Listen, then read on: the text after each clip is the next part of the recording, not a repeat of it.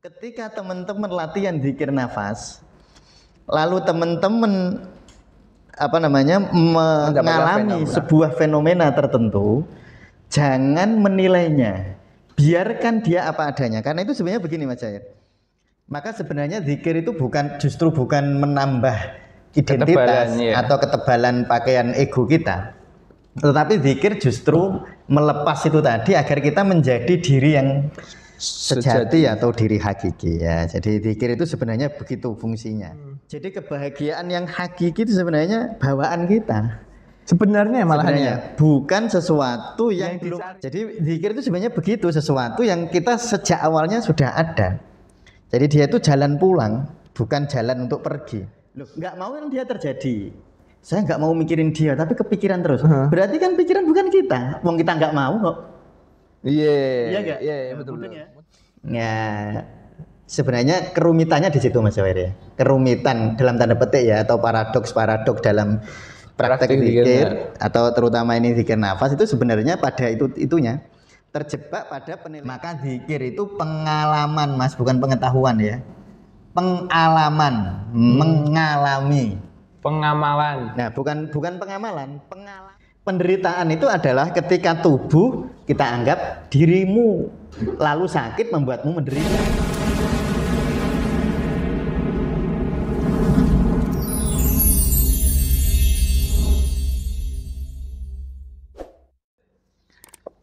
Assalamualaikum warahmatullahi wabarakatuh. Waalaikumsalam warahmatullahi wabarakatuh. Kali ini di ngaji panduan praktik zikir nafas. Oke, sebelum kita lanjutkan episode 7 ini kita akan sedikit ada pengumuman dari admin Tasawuf Indonesia. Yang pertama, bagi teman-teman kawan sufi yang sudah membeli panduan praktik zikir nafas akan mendapatkan gratis pemecahan masalah secara sufi dalam bentuk electronic book atau e-book. Dan bagi yang berminat untuk mendapatkan pemecahan masalah secara sufi dalam bentuk fisik seperti ini, nanti akan mendapatkan diskon khusus bagi yang telah membeli buku panduan praktik zikir nafas ini. Dan untuk promo buku panduan praktik zikir nafas ini, batas terakhirnya sampai akhir Oktober ini di harga Rp300.000, seperti itu. Dan bagi yang berminat untuk mendapatkan ini secara elektronik book saja, kami sertakan linknya di kolom komentar atau di deskripsi. Dan jika masih bingung bagaimana caranya, silahkan hubungi admin. Nanti akan kami cantumkan nomornya di situ atau linknya. Baik, kita lanjutkan. Ya. Kali ini di halaman 6 ya. Ya, halaman 6. Ya. Di paragraf selanjutnya, silakan Ya. Silahkan yang sudah membawa bukunya ya. Kita lanjutkan di halaman 6 paragraf kedua ya, dari halaman 6 dengan pemahaman ini ya. Jadi paragraf kedua. Dengan pemahaman ini menjadi jelas bahwa sesungguhnya zikir adalah cara pulang kembali ke asal muasal kita sebagaimana kita sejak awalnya. Jadi kemarin kita sudah membahas tentang kasaf ya Mas ya. Tentang kasaf itu makna hakikinya sebenarnya bukan terbukanya tirai gaib, itu enggak. Jadi kasaf itu yang makna hakikinya adalah ketika seseorang menyingkap pakaian-pakaian identitas ya yang melapisi keakuan kita. Jadi tubuh, pikiran, perasaan itu kita singkap, bahkan sampai ke rasa akunya kita singkap atau ke nafasnya. Nah, jika kita memahami hal seperti itu, maka sebenarnya zikir itu justru bukan menambah identitas atau ketebalan pakaian ego kita, tetapi zikir justru melepas itu tadi agar kita menjadi diri yang sejati atau diri hakiki ya. Jadi zikir itu sebenarnya begitu fungsinya. Jadi bukan untuk justru menambah ego. Jadi kalau orang berzikir karena ingin kesaktian, berarti zikirnya bukan kasaf ya, bukan untuk kasaf, bukan untuk menyingkap pakaian-pakaian ego, malah justru nambahi pakaiannya. Justru nanti menambah identitas atau tebalnya egonya ya, ego yang E-nya kecil atau diri yang D-nya kecil.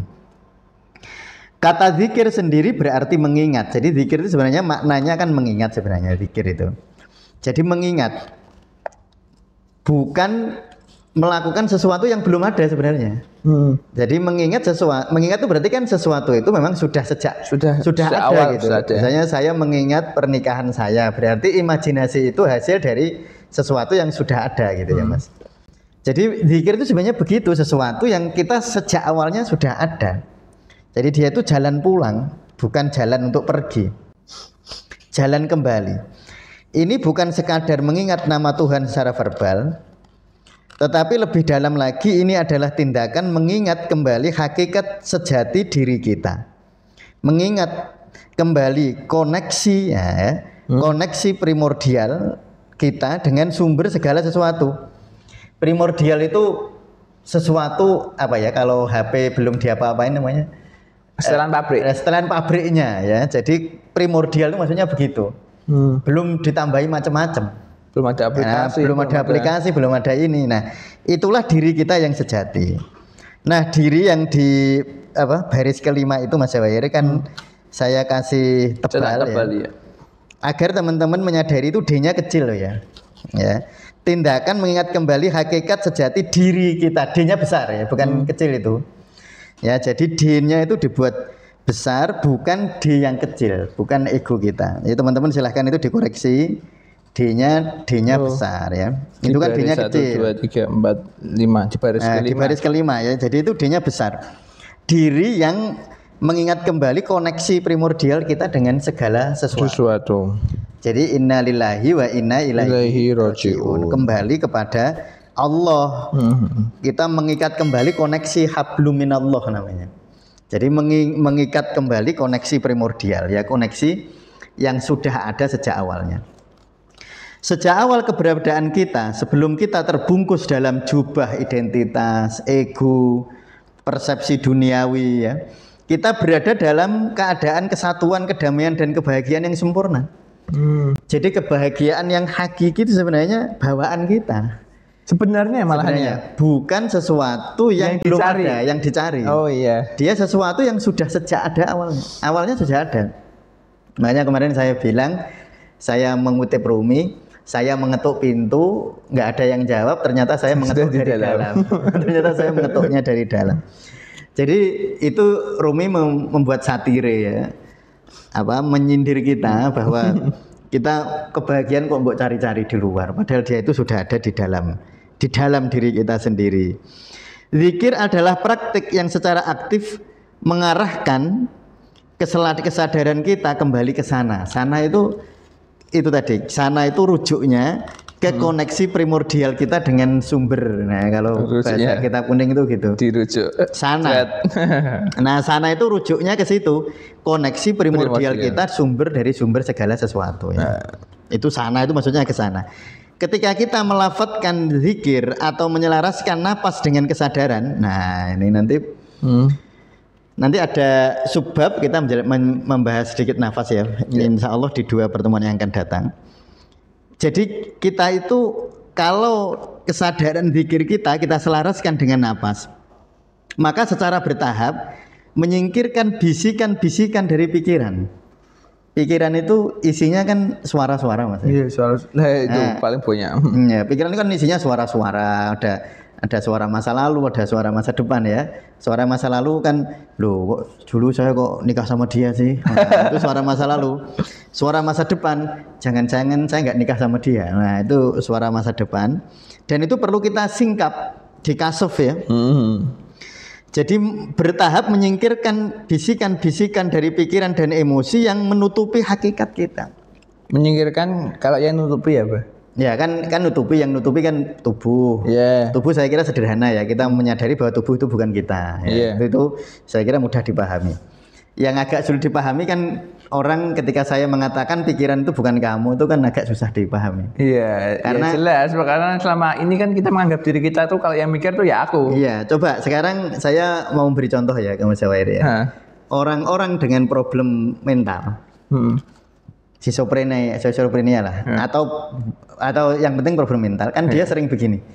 saya itu sebenarnya nggak mau pikiran saya kacau, tapi dia bergerak sendiri. Bipolar. Ya, berarti kan bukan dia kan? Iya, iya. Kan dia bergerak sendiri. Nah, berarti kan bukan kita memang. Oh iya, ada diri kita yang diri kita lainnya. Nah, kan misalnya orang overthinking. Iya.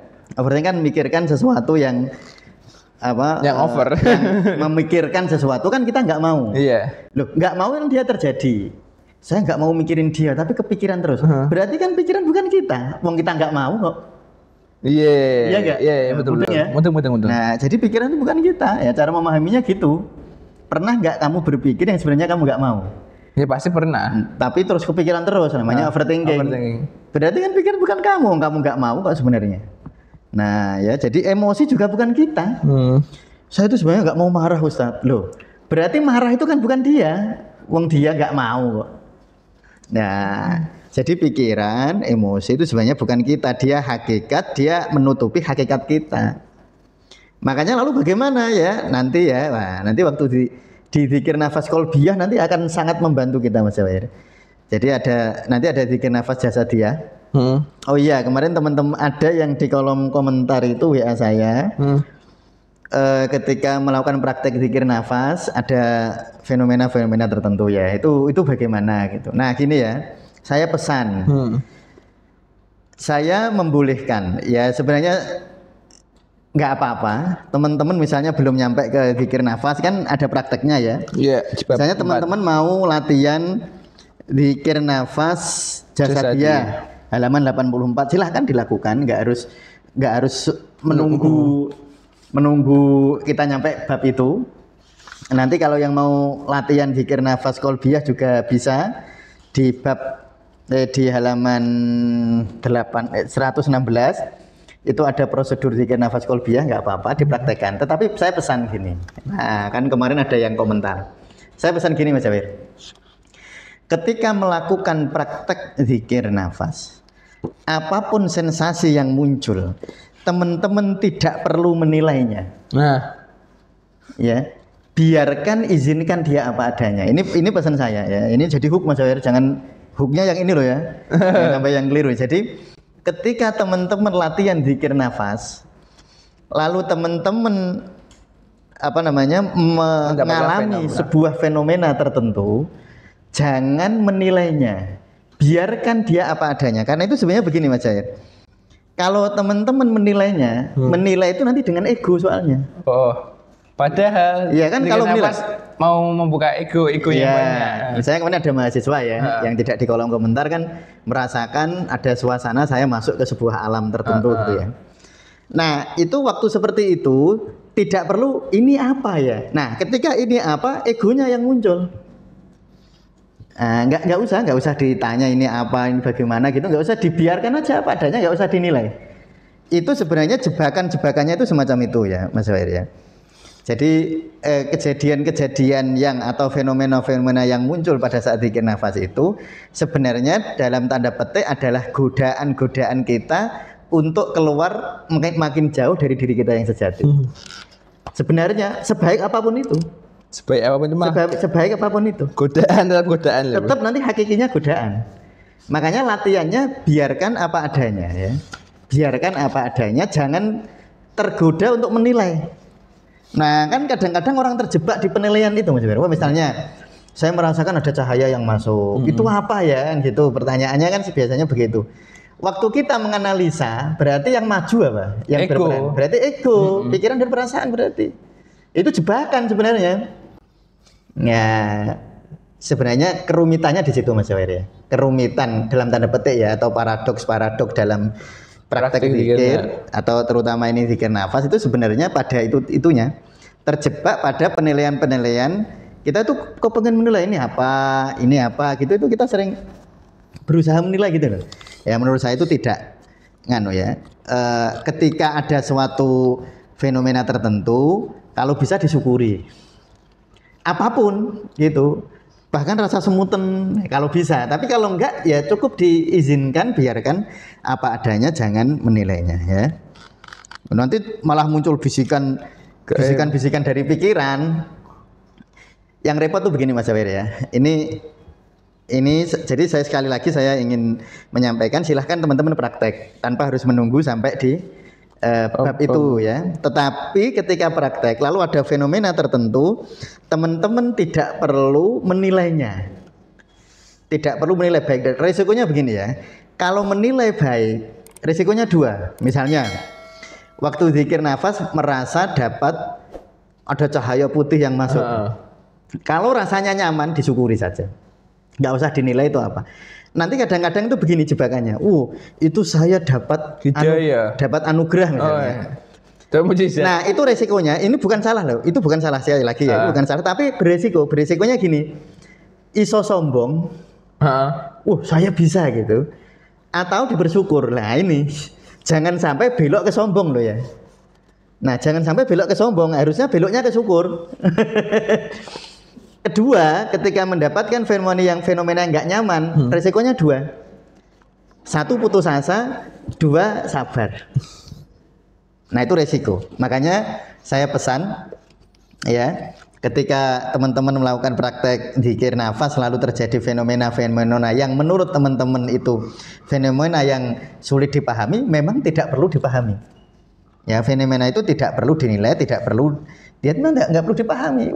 Tujuannya nanti pada akhirnya itu keheningan, bukan fenomena-fenomena semacam itu ya. Jadi ingatlah bahwa, kita lanjutkan ya, ingatlah bahwa jika hakikat dikatakan atau ditulis, maka hakikat itu kehilangan ruhnya.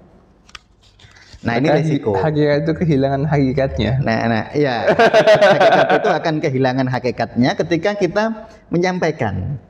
Nah, pada batas tertentu menyampaikan itu nggak apa-apa, tetapi disadari bahwa kata-kata tidak bisa menyampaikan sesuatu itu seutuhnya. Kata-kata tidak bisa menyampaikan sesuatu seutuhnya. Nggak bisa. Misalnya saya bilang Mas Jawahir kambing. Iya. Kata-kata dari saya tentang kambing tidak mewakili kambing seutuhnya. Mas Jawahir hanya secara general atau gestalt ya. Oh, kambing gitu. Tapi Mas Jawahir tidak memahami bentuk fenomena di dalam tubuhnya kambing, tidak bisa memahami tulangnya, tidak bisa memahami. Mas Jawahir nggak bisa. Jadi sesuatu itu tidak bisa menjadi hakikat, atau kita tidak bisa menjangkau hakikat sesuatu hanya dengan kata-kata. Nggak bisa, makanya harus dialami. Kata-kata mencabut hakikat sesuatu. Ini berarti hakikat diri dan hakikat ilahi tidak bisa dipahami dengan kata-kata atau konsep intelektual, namun harus dialami. Nah, ini dialami, tak kasih bunderan. Dialami. Maka zikir itu pengalaman, Mas, bukan pengetahuan ya. Pengalaman, mengalami. Pengamalan. Nah, bukan pengamalan, pengalaman. Pengalaman. Nah, jadi ilmu yang diamalkan jadi pengamalan, jadi pengalaman. Ya. Ilmu lalu amal, lalu alam. Ya, ilmu, amal, alam. Ilmu yang diamalkan maka dia berarti mengalami. Jadi mengalami, bukan mengetahui. Karena sudah mengalami. Ya, harus mengalami. Kalau mengalami dia mudeng hakikat sesuatu. Misalnya, ini teman-teman. Saya kalau Mas Jawahir hanya saya katakan, Mas Jawahir saya itu nulis buku zikir nafas. Mas Jawahir hanya oh iya gitu. Terus Mas Jawahir saya kasih. Cuma lihat toh. Lalu Mas Jawahir cerita ke orang-orang atau saya cerita ke Mas Jawahir. Cerita saya tidak bisa memberikan pengalaman yang konkret tentang buku zikir nafas ini. Kecuali Mas Jawahir mengalaminya sendiri.